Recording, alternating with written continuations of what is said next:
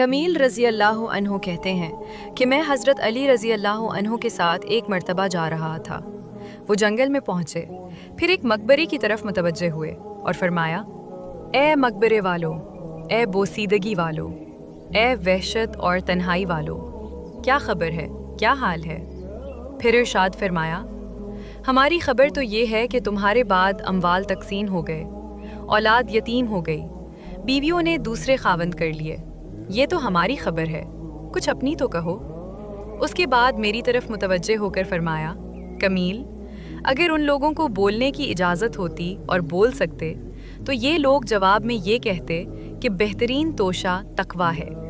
ये फरमाया और फिर रोने लगे और फरमाया, ए कमील, कब्र अमल का संदूक है और मौत के वक्त बात मालूम हो जाती है।